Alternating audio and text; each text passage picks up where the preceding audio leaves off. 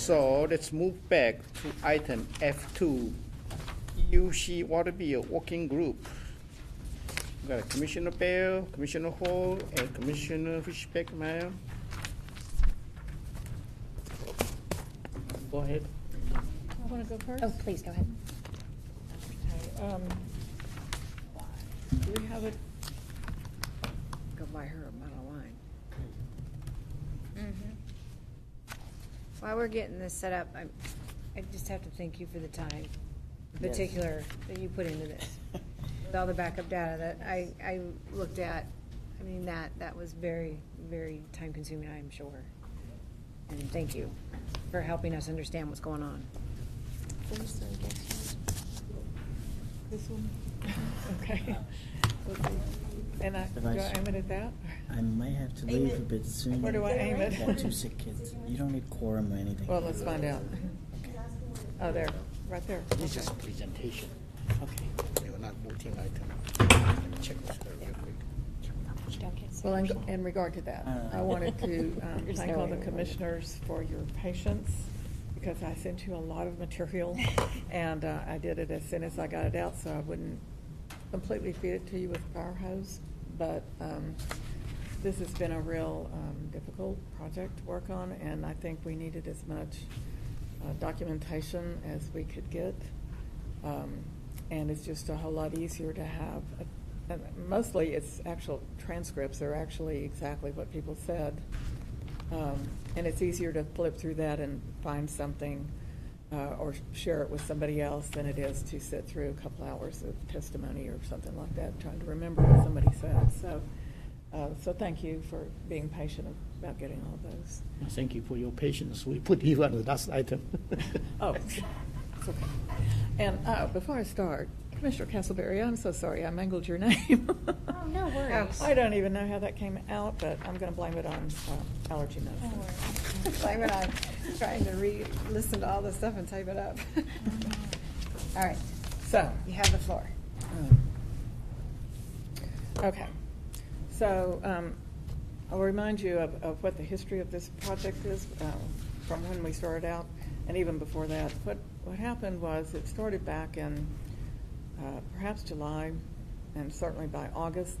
People got their bills for August usage, and it was hot and dry in August. And they got their bills in September, and they had very low bills. And some people even called the call center to say there's something wrong with my bill, and they just said, we know what we're doing, it's fine, don't worry about it. And then in, I guess it would have been October for September usage, and that is right after Hurricane Harvey and 10 inches of rain, so we would have expected low bills.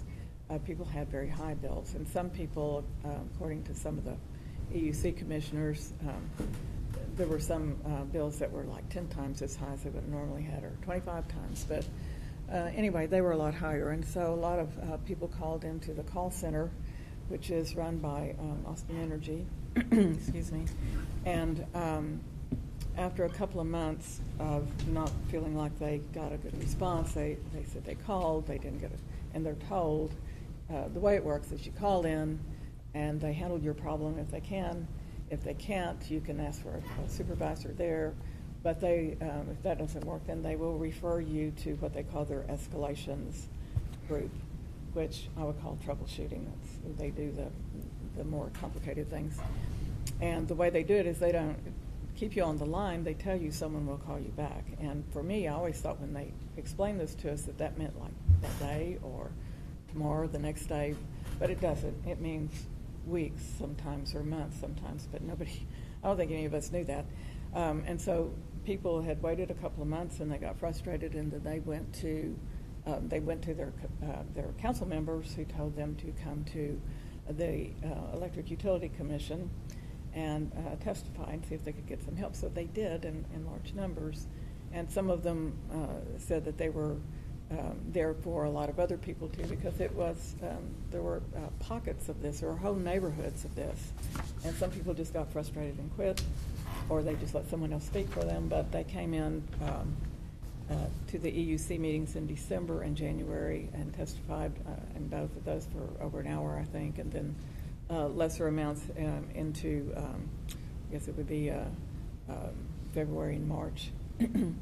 And so the commission responded by appointing a working group. I guess that happened in January, and then we had people appointed from our group to join them in February and March, and then we met until July. And in July, and I don't think we've made a report since then, we ceased meeting. We decided not to meet any further, and there wasn't any decision made about do we make a report or whatever, and so it's just left up to individuals. And for myself, I thought about the people who had so much trouble and thought I just needed to try to put it on the record and bring a report to you all, and then it's going to be up to the commission where to go from here.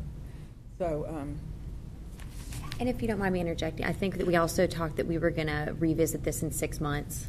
Someone did mention that. After Dreama and the team had some time to put some corrections into place so we could analyze them. So that's just, it's not completely off the table, but just to revisit it once we get a chance to make some changes, or they get a chance to make some changes. I'm sorry, go ahead. Interject anytime. So for me, and so just to be sure you know, this is just me. I'm not speaking for the group. I'm not speaking for anybody else. It's just me. And I know that constructive changes can happen when you bring together customers or people that are unhappy and commissioners and oversight and staff. I know that can bring some positive changes because it allows staff to lay out their whole program so you can actually see the entirety of what they're doing, and brings different perspectives together. It solves problems, it builds trust, but that, for me, did not happen in this particular situation. Staff has in the past and continues to minimize customers who bring in complaints. We had trouble getting answers to questions. We had trouble getting documents that belong to all of us. And I'm talking Austin Energy here. They tended to me focus on public relations and how they were perceived, more on transparency and answering the questions that commissioners actually asked them. At our last meeting, and this is a quote down here, I heard this more than once, but I wrote it down in the last meeting. We had a supervisor tell us, we kept asking about, what about earlier questions that never got answered? And she said, we decided that staff didn't want to spend the resources to answer old questions, so we are doing something else. So that gives you a feel for that. Oh, sorry. I can click if you want to. Oh, sure, thanks. I'll just keep up with you. So the materials that I sent you are transcripts of the EUC meetings for 4 meetings when they had this on their agenda, and it's the interaction between the staff and their presentation and questions from the commissioners, and it's a transcript. It's word for word. And then my notes of the testimony that was given by the customers themselves, that was about an hour's worth of each of the first 2 meetings. My notes from the working group meetings, and a spreadsheet of questions and their resolution, whatever we got on them. And I also presented you with, and I hope you had time to read this, a newspaper article about a family, a customer, and their interactions with the utility. And also as a part of that, thanks to the Statesman, we have transcripts of months of conversations between the husband and that family and Austin Energy, so that you can take a look at. This is our only real documented information about what actually happens when you call into a call center with a problem. And one of the reasons I sent you this and put it on this our agenda backup, it's there for other people to use, so it's part of the record now. So in this presentation, I'm not going to give names. I'm not looking at that. I'm looking at how the organization works and how it affects our customers.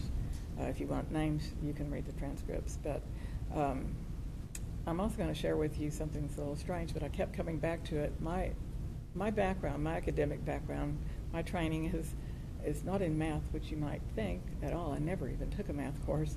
It's in something else entirely, and I'm going to give you my perspective from that background because I think it pertains particularly to this situation. My background is in languages, a lot of languages, and linguistics, and in cultural anthropology, and I have degrees in those.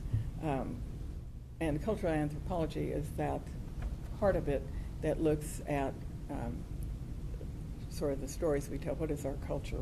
What story do we tell? And that comes into play here.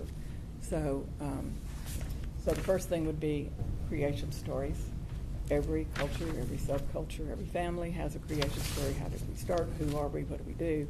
And it sort of controls what you do. And I don't know when it happened. It might have been 40 years ago or last year. I have no idea. But at some point, Austin Energy began to identify itself as a company or a corporation, and they talk about themselves in those terms all the time, which is, I'm part of also the Austin workforce family. My husband worked for the city for 31 years, so I know people, have known people for years that did work in the city, and this is not the normal thing that you find in departments that provide service to the citizens. But anyway, they call themselves a company, and I think they set themselves apart. And by the way, I don't have any problems with companies. I had a company for years, but they set themselves apart from the other part of the city staff, I think, when they do that. And they seem to focus on things besides service. They focus on preservation of the company, preservation of themselves. They try to, I think, keep people out of their business.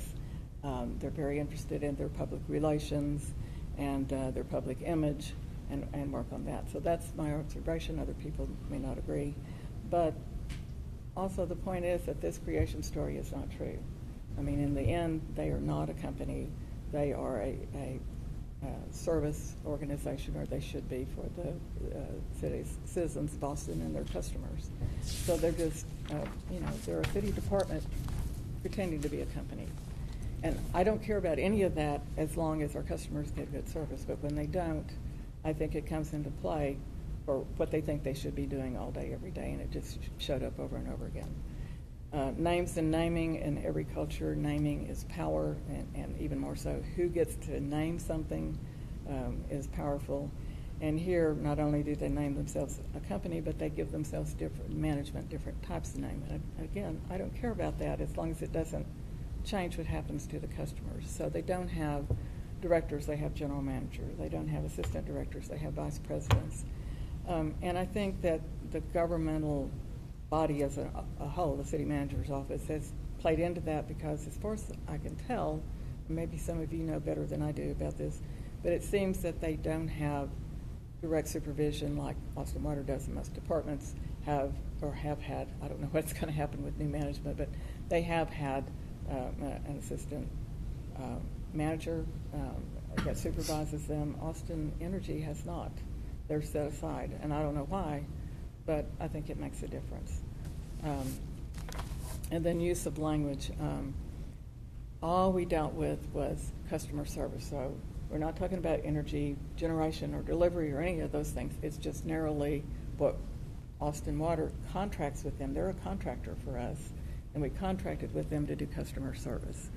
And I found that they used a lot of jargon, a lot of buzzwords, a lot of acronyms, and trying to read their documents that they gave us or their answers they gave us, I found to be very difficult. And it is opaque in some sense. You can't, at least for me, I don't know what you're saying. And opaque is the word that customers used. It's the word that EUC commissioners used to describe what was happening. And sometimes if you want the culture to change, you're going to have to change the language. So that's not for us to do. That's Austin Energy, but I'm just telling you what I noticed and what you may see that in what the materials we look at. But getting to the customers themselves, they reported different types when they were. These are the ones that testified. They reported different types of problems. They reported service delivery problems and billing problems. And then separately from that, they testified about the treatment they thought they got from customer service. So dealing with their service problems first, you may, I told you what started all this was the low August, high September billing situation, and most of the people were testifying about that, or they were testifying, I know that my bill was estimated in August. And some people even called in, as I said earlier, and they were told that was not possible over and over again. But there were some other things. People came in and said, I have very low bills. I know they're not right. I know how much water I use. I don't use only 300 gallons a month. And they were just told it was okay. People came in with to report there's a problem. There's zero people who have 0 gallons month after month after month, and no one is doing anything about it. Some people said they had abnormally high bills beyond anything that had to do with the 2-month anomaly, or abnormally low, or they get 2 bills in 1 month for different periods, and they happen several months. They don't know what to do with that. And then customers complain that if you, just procedurally, if you have less than 12 months at a residence, then no matter what happens to you, you had no recourse to do anything about it. So in terms of staff response, ultimately, I mean, the early staff response was, it's impossible, this couldn't happen, there's, they can't be estimated, nobody could do this. But eventually, they reported to us that 2 meter readers that had worked for their contractor, their meter reading contractor, had estimated bills, and it was very widespread. It was almost 18,000 residential customers. So it wasn't just these few customers. So what happened is the meter reading company that was finishing its contract, in their last contract, the report was they had 2 meter readers who faked the numbers. And then in September, there was a new contractor who had accurate meter readings, and so it was thrown off the first month too low, and then the second month it threw people into higher tiers, and then their bills were much higher. So, however, there's a whole lot of things we don't know about that. It doesn't really make a whole lot of sense, and there are commissioners, I know there's several commissioners that don't feel comfortable with this story. First of all, I don't know why they would do it, but we were told over and over they couldn't possibly do it because there are flags within the billing system that they didn't have access to. So if they read a meter and it's 3 times higher or higher than what you had last year, a flag will go off, and it's specific to every residence. A flag will go off, and then they have to go through some procedures, or if it's lower by another number. And so you'd have to know that for every house, or you'd get caught constantly with making up the wrong number. So the story is that somehow or other they got a password from a staff person. I guess that's an Austin Energy staff. I'm not really sure who it is. And got into a shared building space after hours and got into the billing system, and somehow or other got those flag amounts so they would not go higher or lower than those. They wouldn't be caught. I don't know how they did that, but anyway, that's the story. And then they went out into the field, and the contract that I read that they had with between Corix and Austin Energy was that they had GPS locators on their meter readers. And so I wondered, how could they do this, not go in the field and wouldn't anybody know? And the answer was, well, the GPS is on the trucks, not on the individuals. But even at that, so did they get a password, go into the building after hours, get these flags, then they got in their truck the next day and they went out and sat in their trucks and didn't read meters for 18,000 meters? There's something missing in that story, and maybe we'll find out.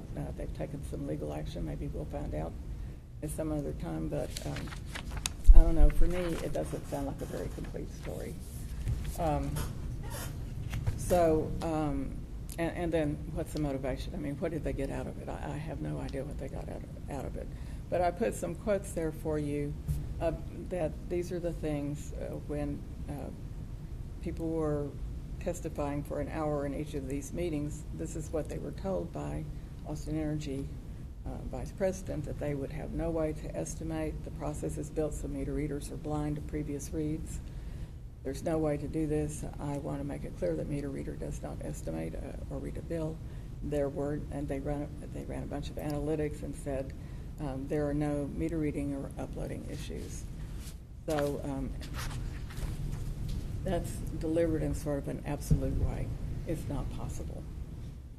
So what was possible, as it turns out, they've told us it was 17,800 residential customers, and it was spread out in pockets all over the city.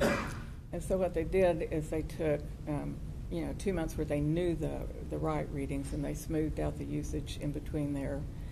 And if that brought you out of the higher tiers, then you would get a refund. So 7,400 customers got a refund when they went through the smoothing process, and 10,400 were not affected, meaning they stayed within the same tier they were before, or they went up and would have had to pay more, so they didn't charge them. But between the two groups here of 7,400 and 10,400, in the midst of all that, there's another 700 customers that had extraordinarily high bills, extraordinary enough that they could only get relief by going through an administrative process to get an adjustment. So they got special letters. They got an expedited process where they could call in without going through as much paperwork as they might normally have done. I don't know how many of those took them up on that or how many got a refund. Then shifting to zero bills, this will give you an idea of the sort of opaqueness of things. So before the EUC, after people had complained, the statement from Austin Energy was, as it relates to those with zero consumption, what we're doing now is looking at every one of those on a report. So every zero is definitely getting a look at every zero. And this from Austin Water at our working group, there are too many zero reads, 800 per day, to keep up with it, which is, of course, much less satisfying and reassuring than the broad scope. We look at every single one of them, but I believe that is actually probably the reality of the situation with people on vacation or selling their house or whatever it might be. I hope we can find a way to, have our cash register filled with those that have zero reads for month after month. But that gives you an idea of how sort of hard it was to figure out what's going on. And then the 12-month residency limitation, I don't know if you remember this, but several months ago, DREMA brought us some big revisions to ordinance for a number of things, and this is one of them, and I don't remember exactly, what, 4 months or some other time period anyway, lesser time period, so that otherwise these people, no matter what bad thing happened to them, would not have been able to get any relief. And then the other complaints, they were just handled individually. But then we have the complaints of callers about how they were treated. And so I'm sure you probably looked over these. The first one was that they didn't get callbacks during that initial period. They're told, we'll call you back. Nobody calls them. They call back in, get a different agent. Not the same one. They go through the whole thing again. They say they'll call you back, and they don't call back. So that was one of the major complaints. But you see these other ones, lack of respect. They disparage people. They have a combative attitude. They're condescending. They imply that the customers are themselves doing something. That one was was a big one. Customers are minimized by people telling them, oh, you're the only one that has this problem. So it's sort of suggesting that this is not really something that happened. They were charged late fees while they're waiting to be called back. They act like you're an idiot. They're told to read their own meters. I tried to do that this weekend at my house, and I had to go get my neighbor to help me. It was so heavy. And that lady was in her 80s. They complained that they were not given the benefit of the doubt. The people who came forward and testified said pretty frequently, I'm not here for the $20 difference. I'm here because there's something wrong. I'm here because my neighbors have something wrong. We're telling you there's something wrong with your system, and we want you to address it. Or people are getting zero reads. We want you to address this, not looking to pay money. It's nice to get a zero bill, but there's something wrong. And then they were upset because no matter what, even when Austin Energy said, we don't know what's wrong, we know there's something there, we don't know what it is, though, that they were nevertheless expected to pay for it, even when it couldn't be explained. We'll look at a case study here in a minute where someone had their bank account emptied without being notified, just emptied and wrongly. And then there was an administrative law judge. That's a judge that Austin Water and Austin Energy appear in front of when they go to the state with a rate case, or maybe other matters as well. And he, not before him, he's retired, but he did not like the forms because he said when you sign a form to get an adjustment, you sign away your constitutional right to due process, because you say no matter what they respond, you agree to it, whatever it is, ahead of time without an ability to appeal. And I think maybe that's been taken care of with ordinance changes, but that was his complaint that he made more than once. And so to give you the benefit of, the electric utility commissioners, as I said, spent a huge amount of time. They spent hours and hours in meetings. They met with customers, they met with council members, they met with staff. But when it was all said and done, I'm giving you their quotes, and these are not really selective. These are just the essence of statements from those commissioners towards the end of the process, or the meetings where they address this, maybe by March. There were a couple of comments about, there's it looks like it's going better, or this, this is starting a good process or something. But if you look at this, you see that their remarks are, and I'm going to assume that you looked at them, or you'll look at them later, but their remarks are towards, you need to be more empathetic. You need to go out they're talking to managers. You need to get out of your chair. You need to go get in a car. You need to go out and meet people, or maybe you need to hire someone who's a relationship manager, or someone that goes out into neighborhoods, or somebody suggested an ombudsman between the customers and the utility. They suggested that maybe you should give them the benefit of the doubt and check out their stories, especially, the term common sense was used, especially when you see somebody all of a sudden get a bill for 89,000 gallons, or the one we're going to talk about, 790,000 gallons in 1 month, when they normally got a $6 bill. That the agents should have some ability to say, no, that just looks wrong, and we need to do something about it, rather than say you have to pay it, or you have to prove it.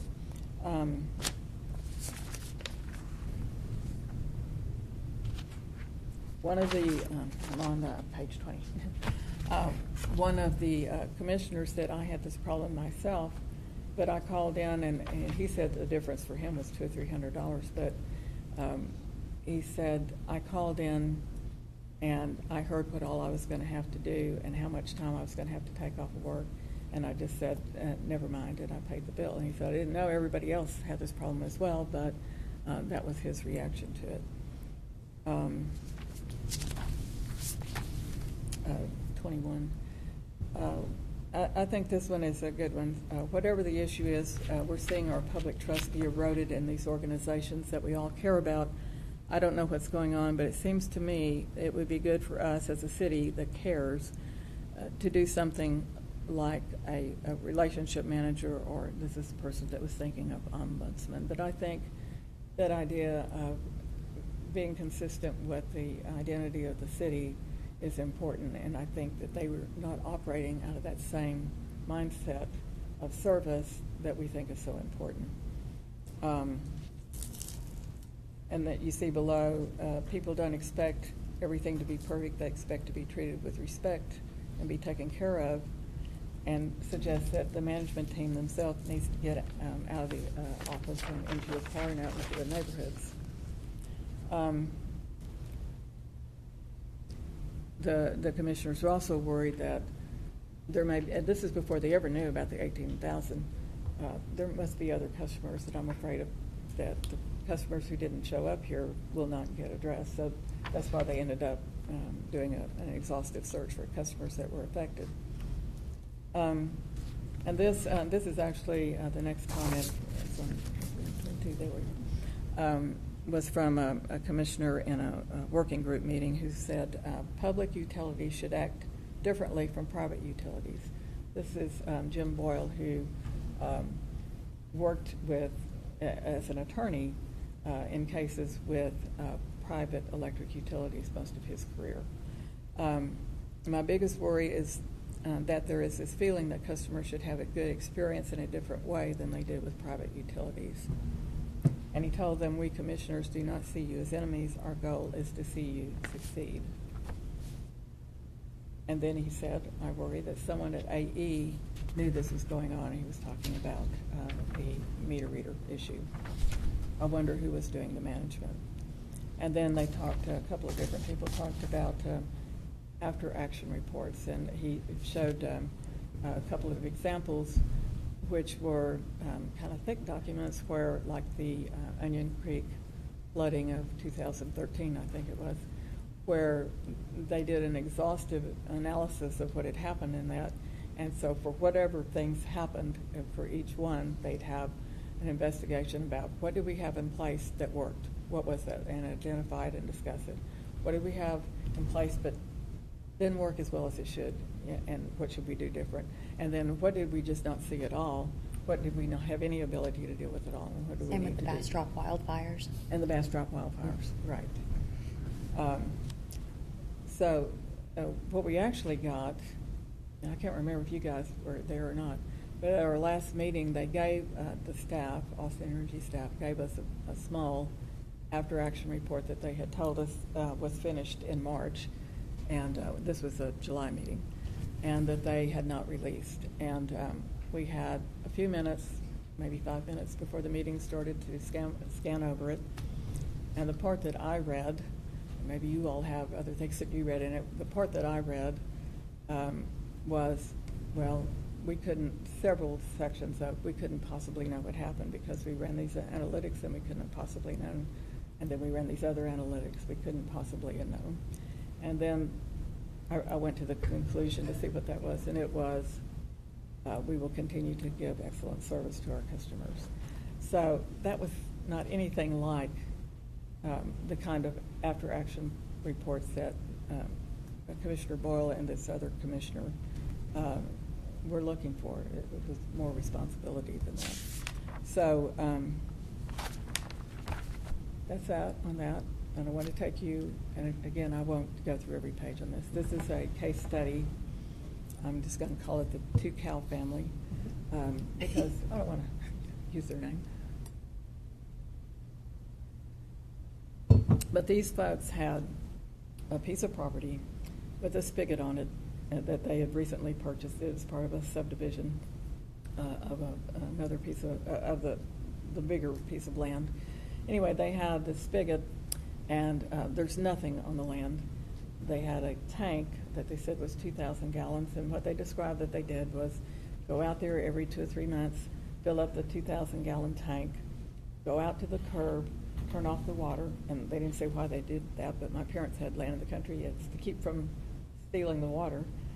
So they turned it off at the curb, and then they just took water out of the tank until it ran out, and then they filled it.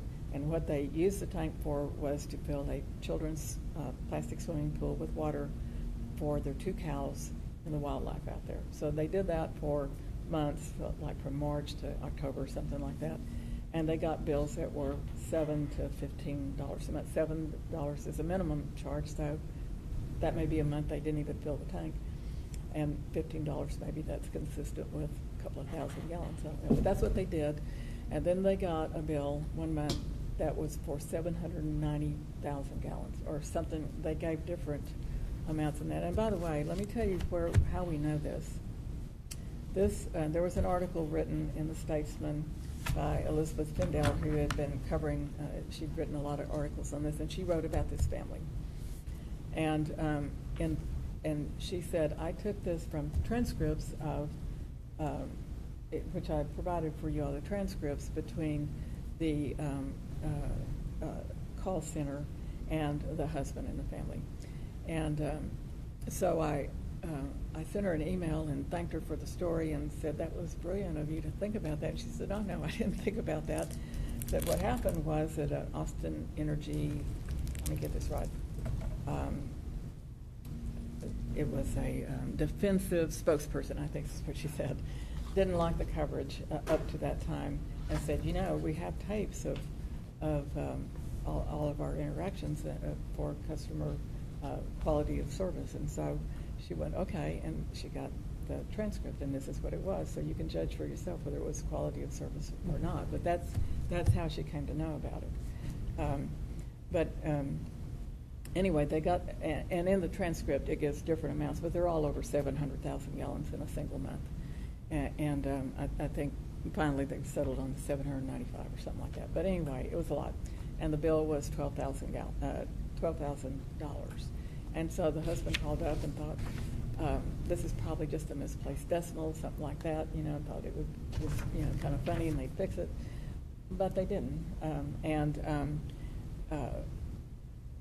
They, you know, they, through the whole process, continued to say that they did all this money and they gave different reasons. Maybe your bill wasn't read for months, and so all of a sudden, you know, you're just getting a bill read.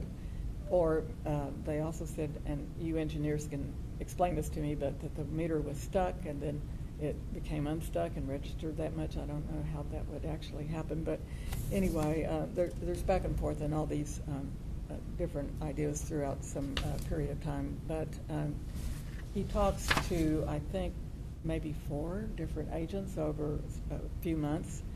And they each one say for a while, we're going to send your case to escalations. So I would have thought that would have been, as I said earlier, in a day or two. But it wasn't. And the husband keeps returning to his central thing. It's $790,000 gallons cannot be right, but no one ever really ever addresses that. And so then the next time he talks, it's 19 days later. Nobody has ever called him. And the reason that he calls is because, let me make sure if I got this right.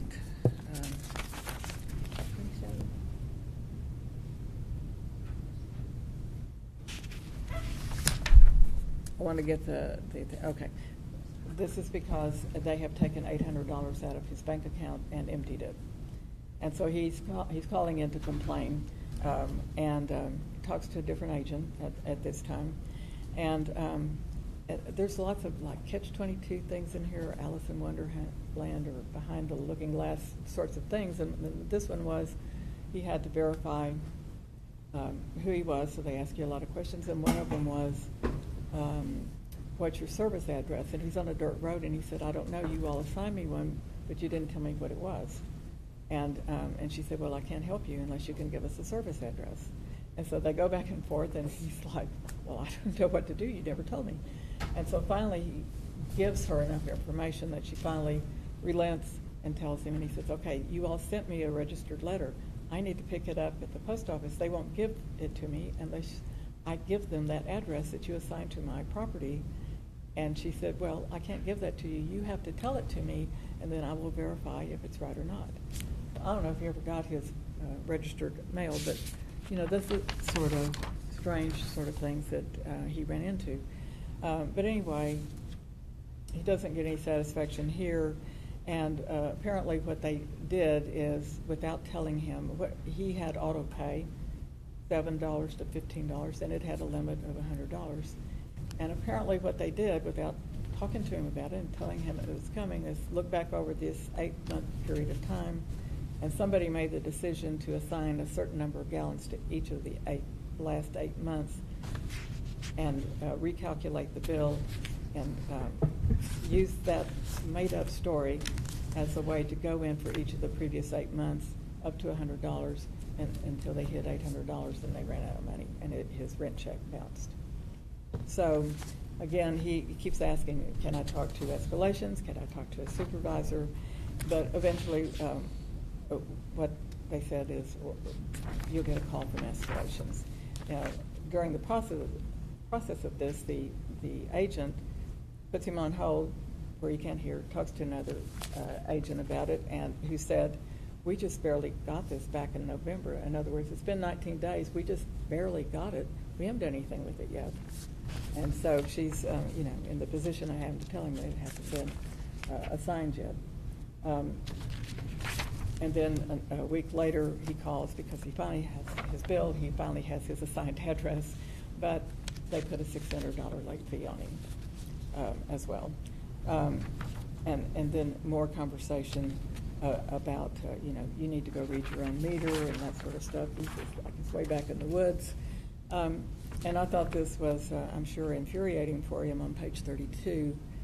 She ends the conversation with, and I'm again thinking about the identity of the utility and the language, and she says, thank you for choosing Austin Utilities. But Austin Water's a monopoly, essentially. Nobody gets to choose. You can choose not to have water, but you can't choose some other water utility. So again, that's not going to make any friends if you have a problem. And finally, that same day, he finally gets a call, and it's from Mark, and he identifies himself as the Executive Escalations Department, where he said when it goes through the City Council, I'm the one who gets it. So he's finally at escalations because he called the mayor's office, and the mayor's office got involved here. But you can read this again. He tells his story over and over again, but he still doesn't really get any satisfaction. Again, he is told, we'll call you back in this certain amount of time, and it's weeks, and nothing really happens. At a certain point, he tells them, I see your folks coming out and reading the meter. It's out by my gate, and I've seen them out here over and over again, but that's not my meter. Just because it's my gate, I need to show them where it is. And no one ever does that. And finally, he says in frustration at the end here, isn't there just a dude in a truck that can come out here and let me point to the meter? And the response is, I don't have the authority to do that. So you get the idea.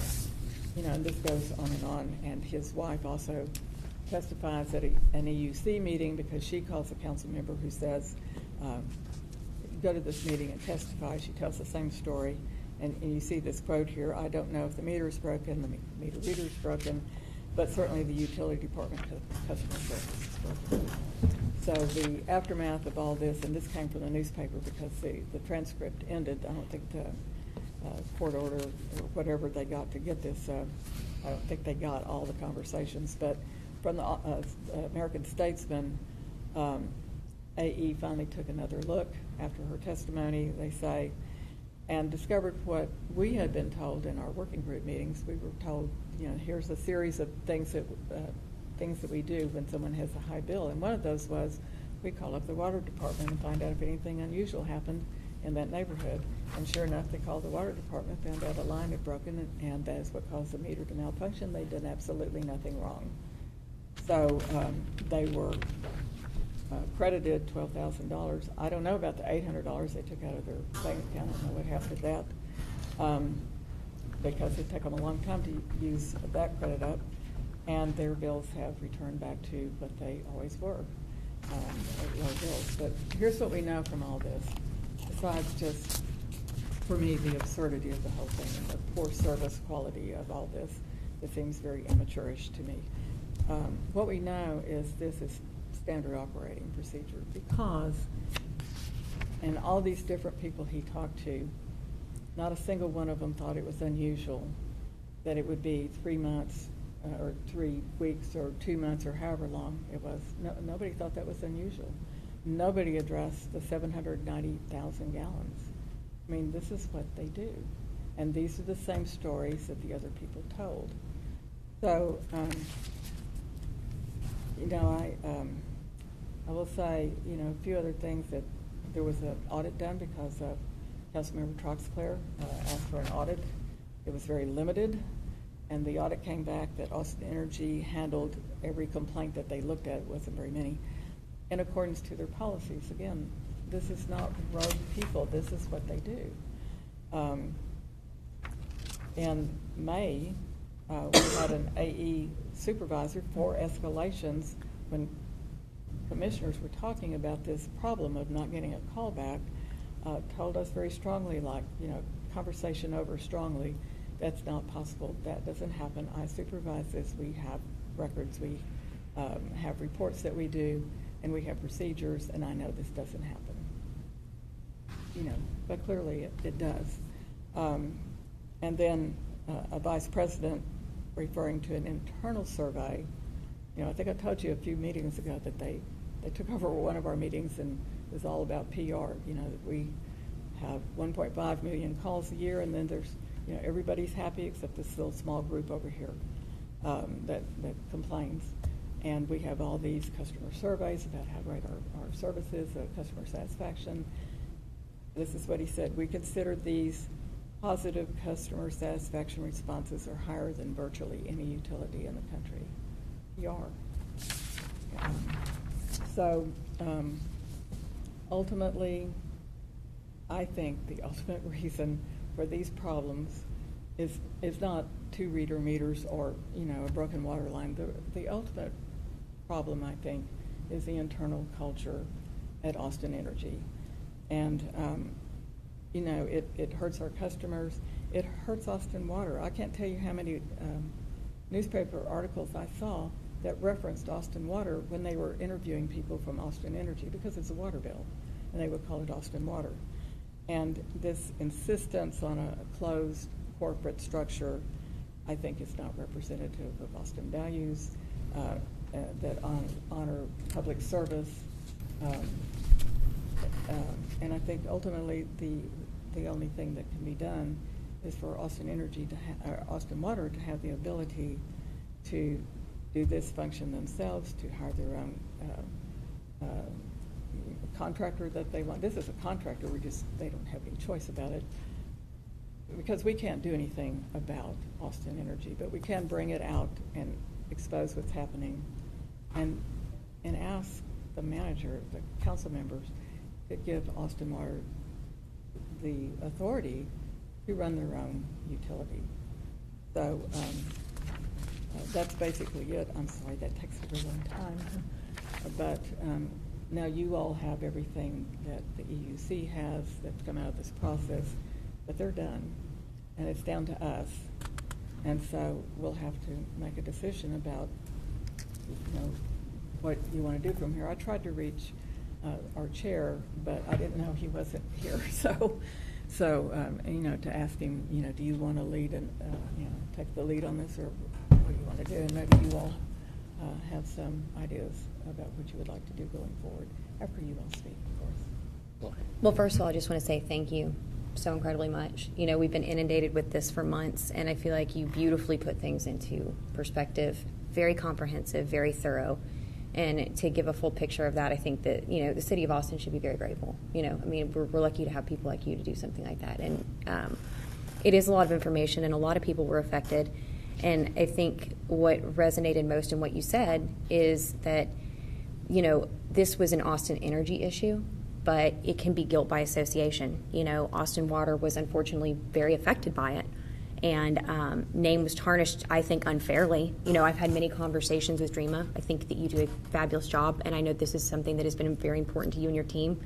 And however, I do remember at our last meeting, I won't name names, but I had a strongly worded conversation to some degree with the representative from Austin Energy, where we said, is there a way that Austin Water could have its own customer service arm? And he basically said, well, we can do that if you want to, but let me tell you what's going to happen. And basically went off on how Austin Water couldn't handle it, and basically kind of not dumbing me down, so to speak, but kind of putting me in my place. And I was like, well, I'm just asking you a question if it's possible. I'm not telling you have to, but there's got to be some kind of solution here. And I didn't want to cause a stir about it, but it was, not the best tone, and I didn't appreciate being spoken to that way. But that, again, was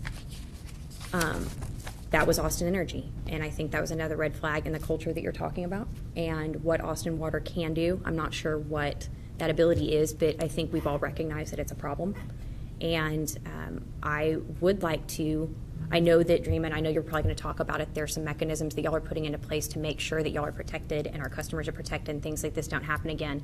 And I would very much like to revisit those in a few months to see where we are and how progress is being made. And thank you and your team for the work that you've done. And Commissioner Maya for the extraordinary work that you've done too, and to the other commissioners on the other working group. Thank you. I would like to make comments before you adjourn, if possible. This Commissioner Hall, you are subcommittee members. Sure. I'll add a little bit. Thank you. This is a lot of work. I'm sure you have to listen to a lot of audio and transcript. I'll add real quick. My main feedback to this is I don't want to minimize work that is done right, both in Austin Water and Austin Energy staff. Throughout the process, when you talk about customer service and survey and so on, I don't want that to say, well, in this context, that's not enough to mitigate what happened and so on, because I think they are completely separate. Whatever great work that you're doing to survey and showing statistics and running analytics, keep doing those.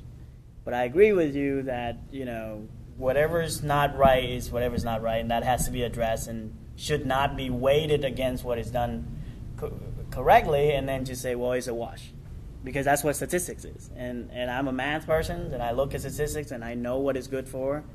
But again, I echo a lot of the conclusion and recommendation you have is, I think we should take responsibility, right and wrong, right? Take credit where it's done correctly, but also own the issue. And if the issue is people and culture, then we focus on that. It may, so I appreciate the work, and I think in my mind, I didn't have any doubt that it had not concluded. Maybe others felt like it was differently because I was still waiting for the aftermath, sort of the after actions plan. So that's all I would add. To me, it's not done yet, and I still wanted to see what we can do to at least, one, acknowledge the issue, come up with very concrete actions, and track them. I don't mind being involved in something that's ongoing. It doesn't have to be every month once we figure this out. And but anyway, I appreciate the effort, and I'll leave it to staff to kind of add to that. But Let me respond to you about the 6-month review.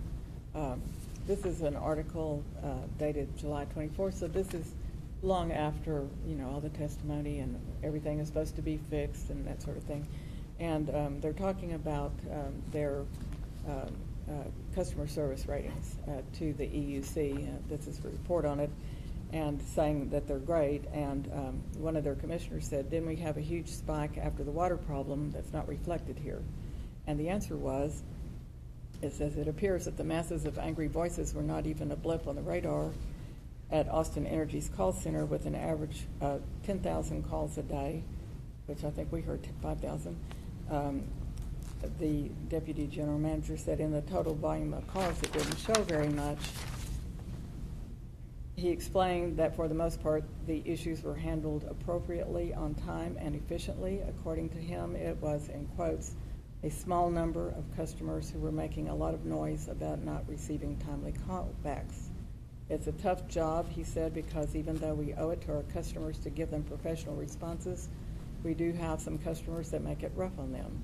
He explained that one of Austin Energy's goals, and this is what I really want you to hear about the 6 months from now, one of Austin Energy's goals is to move, and the language, is to move transactional interactions onto a fully electronic platform that can be handled without human interaction.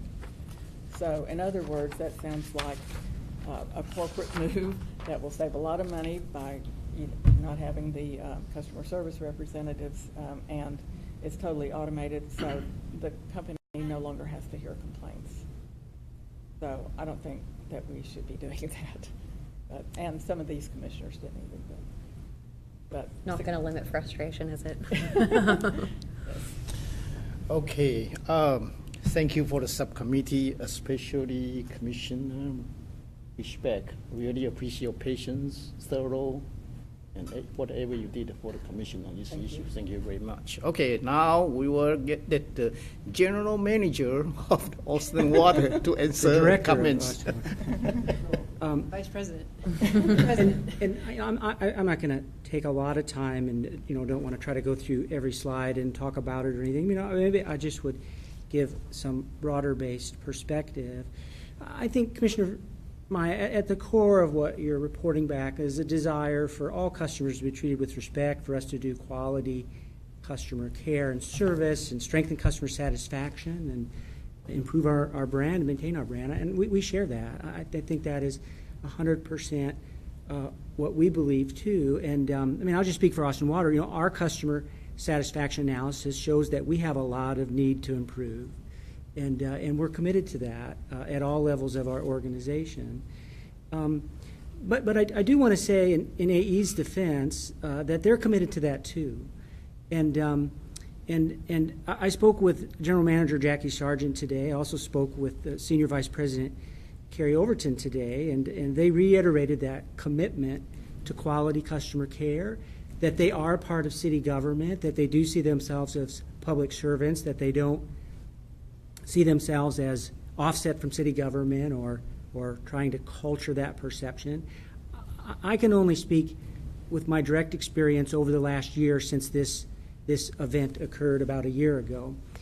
As soon as it became apparent that there was a breakdown in the system, General Manager Jackie Sargent called me up and said, I'm going to hold a press conference and stand in front of the world and say this is our fault and we own it. And for the general manager, a new general manager, to do that, I think is a very positive sign and an indication of not just her words, but her actions with regards to this. And she reiterated that to me today as I was preparing to come for this mission. And we're working along those lines. I think your introductory slide, you had a comment about how public examination of things, even when things can go wrong, can lead to very positive outcomes and results. And I agree with that. And we could give other examples, but I don't want the impression to be the last year has not resulted in a lot of internal examination of how we're operating as Austin Water, how Austin Energy is operating, how the two utilities are working together, and that we've been sitting still, not doing anything to address the wide span of issues that you so vividly painted tonight. That's not the case. And we've tried to do that and explain in different ways what we're doing to improve quality control of the meter reading and the billing process, to prepare ourselves for the future with AMI. Quite honestly, also to re-examine in collaboration with Austin Energy how the lines of responsibility should shift between the two utilities so we can get to the point of the best customer care possible. Those things are happening and will continue to happen. And to the degree we can continue to report on those or communicate those to you and have you see the benefits of those, I think we do want to do that. I think that is an important part of that.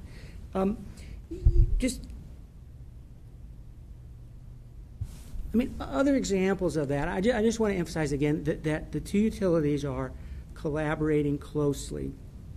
A couple things there. You might have seen our summer savings campaigns this year, where we were going out jointly to neighborhoods, both Austin Water staff and Austin Energy staff working with neighborhoods, council district, council offices to communicate how customers can manage their bills, manage their water, having staff there to answer questions. That was part of our summer savings plans. If you saw the 2 piggy banks and any of that, that's just one example of the things that our utility were doing together. One recent change that I think also facilitates this is, you alluded to it in the conversation, Commissioner, about Austin Energy is a part of the city manager's team directly and reports to the city manager directly. And Austin Water has historically reported up through an ACM. And at times that's made it a little bit more, complicated in terms of, working through things. That's changed. Come October 1st, I'm going to report directly to the city manager. and also Jackie Sargent's report and Jackie City Manager. We're going to be sitting next to each other on a regular basis in the room with other leadership, and we'll be able to talk to each other and communicate with all of CMO and make sure that we continue these trends that I spoke of that we've been working through the last year. So I see that as a real positive, too, that the two utilities have a kind of an equal voice now at the highest levels of city government, so we can get to the point where we have a quality customer service year in and year out. So again, I don't want to belabor this tonight. I know we've been here a long time and we're tired, but I think we have taken very positive steps. The two utilities are working closely together. Austin Energy is committed to this. You know, we're examining all these things. I guess the last point I would say, though, I don't want the commission to underestimate the amount of effort and staff and dollars it goes to maintaining a billing system and a customer care center and a revenue collection system and all the apparatuses that go with that. There's literally hundreds of millions of dollars that's been invested in those systems. The thought that Austin Water could just do that on our own is an impossible task, and not something we would recommend. Again, I believe there are ways to shift and optimize the responsibility, and AMI and others, advanced meter infrastructure, is going to open that. But I don't want the commission to think that it is just a simple little step for that to happen. Plus, you have to understand that there is a lot of value in a common number that customers can call to relate to billing issues. And it isn't just Austin Water and Austin Energy. They bill for the transportation user fee. They bill for the drainage fee. They bill for the solid waste fee. They maintain the joint 311 center. That is all an integrated system. It is a very complex system. And you can't just pull pieces of it out and putting it in a different department. That is something that's going to take a lot of examination to do. I think we in Austin Energy, or the utilities group that they have, are going to be joined at the hip for a very long time. And so I think we've got to look to optimize that model and not think that the solution is just breaking off and going off on our own totally. So, I mean, just a few comments, but more to come on that. And, I don't know, Dreama, would you have any additional comments? Could I respond to what you just Sure. said? First of all, you're totally right. You all have done a whole lot of good stuff, and I know that there's more coming. And my intention was to be supportive of you being able to control what happens to our customers. And I skipped this slide just saving time, but what I said was in here is I would like to see you all be able to control it for, that aspect of it for our customers, but that Austin Energy could play an important part in that, provided that they do what serves our customers, which ought to be up to you, us as Austin Water to say, yeah, that's good work, or no, that's totally not acceptable to treat people like that. But I thought about putting in a slide of all the things you were doing, but I couldn't remember all of them, and I knew that you would cover it. But I wasn't suggesting that you hadn't. I'm just saying, this is what I see, and it's what I see. I understand. You've talked with people and what they've said, but I also know what they say in different environments. And to say in July that it's just these loud customers over here complaining about it taking too long to get a call back is, we'd already heard, all the words about, yes, we hear you, we agree with you, we're taking care of this, and then a few months later it's back to, it's just those noisy customers, and we'll just fix it so we don't hear them. So, but I do want to acknowledge what you all are doing and be supportive of that, and I know there's a lot more to come as you, do more of this, and so however we can help you, just, Thank you. like to do that. And I'd like to follow up too. My again, thank y'all. Y'all do tremendous work here, and I don't want that to be overlooked. And in bringing up the illustration about the suggestion about having more oversight on customer service, or y'all being able to handle calls yourself, that was not a recommendation on my part. It was something that organically came up in the conversation, and my purpose for bringing that up is the tone and the response given to me, and even mentioning that. That's what I didn't appreciate. It's in no way trying to put any additional work on y'all. That was an illustration of the kind of attitude that I felt like I was faced with for just having a very simple question about the logistics of things. So I don't want you to think in any way, shape, or form that I'm advocating for y'all to have more work on your plate or to try to break apart this obviously very intricate system that is in place. You know, I know that it's a very complex system and that a lot of work goes into it, and I don't want that to also go unappreciated or overlooked. Ms. Gross? I don't have anything to add. I'm happy to answer any questions about the type of work that's ongoing. As our director said, we're continuing to work, and I've seen positive changes. I will not say that everything is 100%, fixed. We've really tried to learn from this last experience, and again, all of these comments really did focus on things that arose and where a light was shined as a result of that last fall's customer issue. I see my role as trying to do everything we possibly can to make sure that doesn't happen again. That the one perfect storm customer that had 8 things wrong with the account, that those things don't happen again, and that they certainly don't become routine. And so to the extent that you have questions about that or what progress has been made or things that you want routine reports on, we are happy to provide those to the Commission. Okay. I just want to thank you, Dreama. In every conversation that I've had with you, you've been incredibly helpful. And as someone that's jumped in new to all of this, you really always provided me with very thorough background. And I know that this is something that has become a near and dear project to you. And I want to take the time to sincerely thank you for everything that you've done. I know that you're trying to do a tremendous job, and you're doing a very good job doing that. So thank you.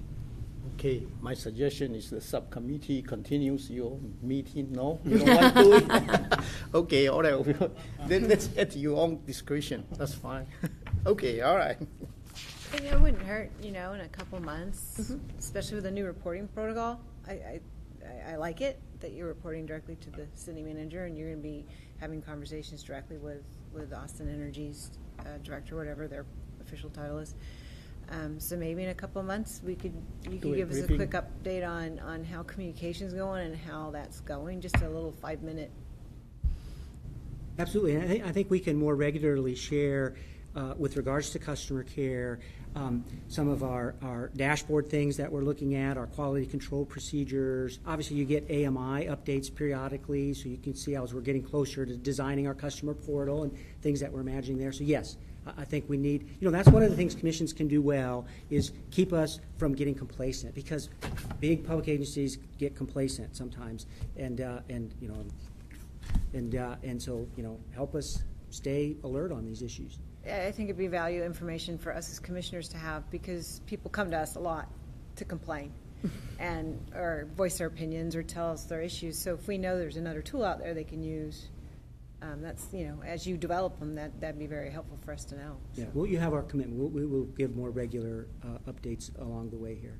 Excellent. Maybe too on the people who, I'm not sure what the process is now, but the people who get administrative adjustments or go to a hearing, knowing what happens, knowing what's changed. That's one of the things I wanted to see was, okay, you have this new process, but are people getting resolution at an earlier time, that they don't have to go through all this, go through a hearing, and you don't have to go through a hearing, and they could. Some of these things look like they could have been handled. Yeah, much more upfront. Yes. So maybe if we can get, I don't know what you have available. Yeah, I think we can definitely have good maybe reports something on that. you already have, but so we can just see how that goes.